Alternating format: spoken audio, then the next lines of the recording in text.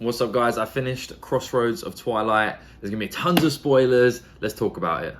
First thing I have to say is that I've definitely figured out who the Forsaken is that's hiding in Egwene's camp. And I think it's quite obvious that it's Halima. So Halima, like, the headaches seem to occur in Egwene whenever Halima is either banished or something she doesn't like comes up, or when she can't hang out with Egwene, and then conveniently only her like head massages fix it. So that's the fishy clue number one. Number two, Halima is seen talking back to Dalama all the time, even though she's supposed to be like subservient to her, which would give the idea that Dalana is a dark friend and that Halima is actually the male Forsaken hiding in the female body. And Halima is back late when the first murder is done in Egwene's camp. So it's all fitting together. Also, at the end of this book, so what happens essentially is Egwene tells a few people about her plan in the hall as well, and then decides to head across and be a part of the secret boat mission, and is completely betrayed. Now, I don't know if, I think it's pronounced Lelaine, is one of the, main sitters and one of Egwene's main opponents in her own camp. Lelaine, I believe, is the person who betrayed her because of one thing. So basically, she doesn't, on the day where it's going to happen, the plan is going to go down, Lelaine doesn't embrace the source when she's walking around the camp, and everyone else does. So everyone else is really afraid of all these murders that are happening, and she doesn't. And what that leads me to think is that she's in league with Halima, she's in league with the other dark friends, and she's the one who betrays Egwene. And now Egwene's been captured by the White Tower, so I think there's a couple of options and a couple of things that could happen because of this. Number one, maybe Gareth Byrne and those loyal to Egwene just decide, screw it, we're assaulting the White Tower. That would be amazing, but if I had to guess, I don't think that's going to happen. So I was trying to rack my brains and I was thinking, how on earth, if I was Egwene, could I turn this to my advantage? And the only thing I could think of, something that was like foreshadowed a little bit, is she had this dream, and she had this dream that the Seanchan were going to attack the White Tower. And nobody in her camp believes her, or that she could be, or that she is a dreamer even.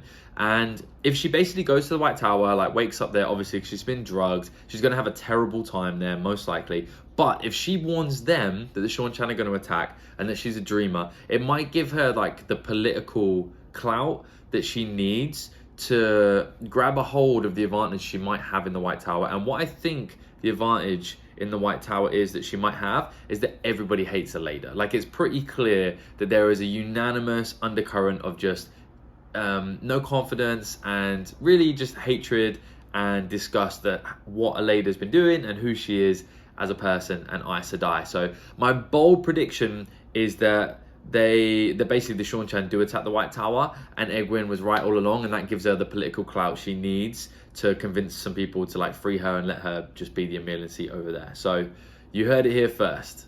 Obviously you didn't hear it here first. This series is really old now, but you know what I mean. In other news, everybody is bonding. It's like a love fest out here. So Asherman are bonding Aes Sedai, Aes Sedai are bonding Asherman, and that's really interesting. And I think basically the first couple, or like bonded pair, that figure out how to link with each other effectively and to use the power like that is going to hold a huge advantage over everyone else. I think it's going to be really useful for bringing everybody together.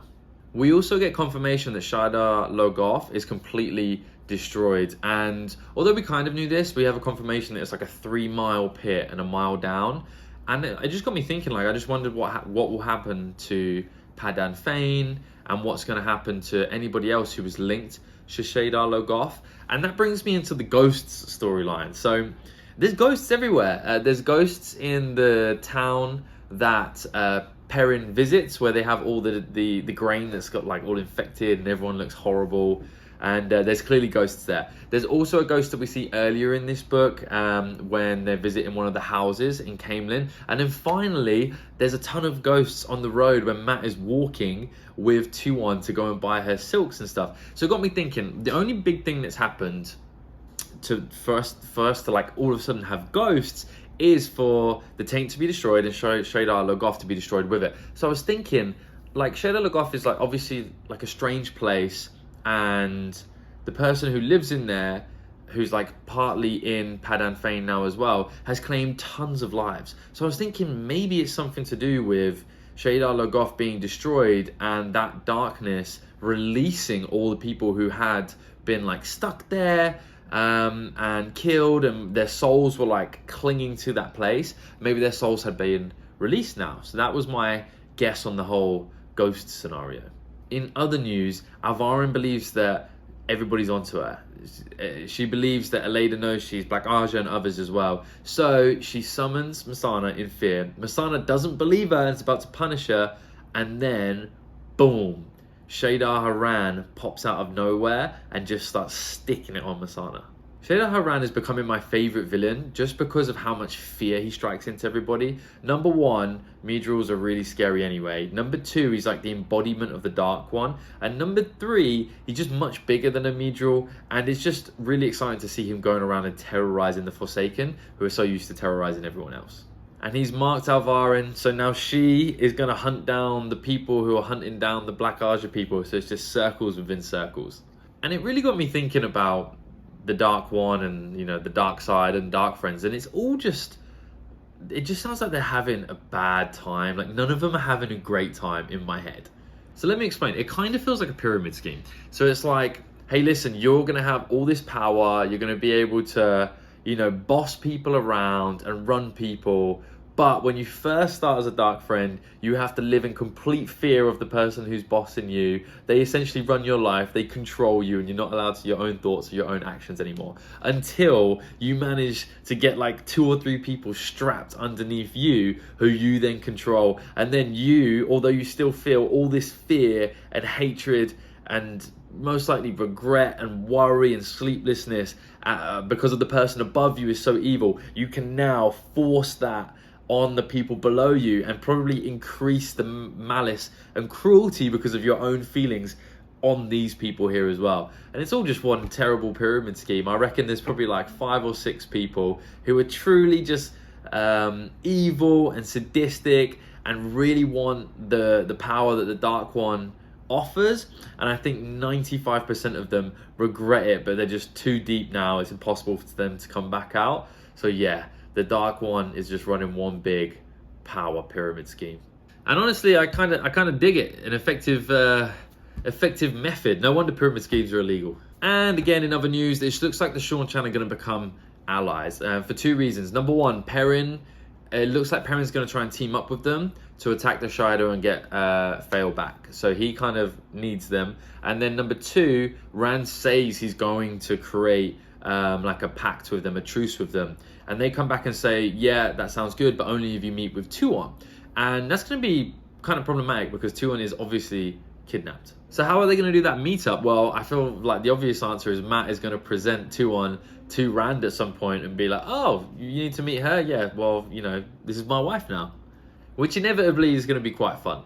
And then we come, in my opinion, to the highlight of this book. Now, the romances in Robert Jordan's world are honestly mostly completely unbearable. Even if there's flashes of beauty and flashes of romance, it's normally overshadowed by just bickering and bitterness and friction and essentially like playground relationships. However, the last maybe 60 pages of this book, maybe 70 in the version I have, are dedicated to Matt's courtship of Tuon. And although it's 2 people who already know they're going to end up together because she has a foretelling and he also has a foretelling, so they know they're going to end up being married and husband and wife. And also it's them like trying to figure out each other's customs because they come from other sides of the world, so obviously they're going to be a little more forgiving and relaxed with the other person making mistakes. However, this has been the best courtship and the best relationship by a country mile. I actually really enjoyed the ending to this book, not in the same way I enjoyed the endings to like the other ones where it's like epic and massive. Like I would obviously prefer that, but like to have a romance that actually captured me for more than like 2 pages in this series was amazing. And that leads me to a question that I have for you guys. Are there any romances from the 10th book backwards, so no spoilers, that you don't find unbearable? For me, nearly all of them have been unbearable so far. Even if occasionally they've been good, majority, like 95% of the time, they're just bickering and friction and boredom when I'm reading them.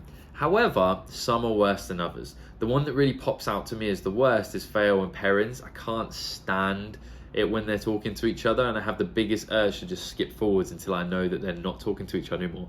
But you tell me, are there any romances that you've enjoyed up to this point? Are there any that you find completely unbearable, worse than any others? And are there any that you're kind of, indifferent to? I'd love to hear a bit about the romances in this story, because it's rare we get to talk about it, because normally, thankfully, because they're pretty bad, they're overshadowed by amazing and epic deeds and storyline actions. And lastly, I'll be honest, I always try to be as honest as possible on this channel. This book had no right being 660, I think it was like 667 pages long. Nothing really happened, man. It felt like it was a prologue for the books to come, and I've been assured by everybody that things pick up and it gets faster and things get epic. And I didn't hate the reading of this book, because I know that there's more to come. But yeah, I think we really could have gotten everything in there probably crammed into like 200 pages without me missing anything, if that makes sense. Like, I just feel like the level of detail probably is going to pay off in the future, and I'll be glad that I read it. But man, this was definitely the worst book out of this series by a country mile. But you tell me, do you agree with me? Was Crossroads really difficult for you to read as well? Did you find it okay to read? Did you enjoy reading it because of what came afterwards? Obviously with no spoilers. But yeah, I'd love to hear your thoughts on anything I've said in the book in general. Outside of that, please like and subscribe. If you've really enjoyed watching this series so far and you have someone else who you think might enjoy it, just send them the first one in the series. We'd love to have them on board for this journey. And although there's only like 4 books to go, not including the prequel, which controversially I'm going to wait until I've finished all the series, and then a couple of months later when I miss Robert Jordan's World, which I know is definitely going to happen, I'm then going to read the prequel. But I know there's a few books left. There's 4 books left, and they're probably really big. I haven't looked at their page count. They're probably, I would guess they wouldn't be smaller than any of the other ones, because we're getting to the business end. It's probably like 600-700 pages in this book format. It just feels like it's coming to an end, even though I've got so much left to read. So I feel some type of way about it, but we've still got more to go. I'd love to hear your thoughts. Have an amazing day.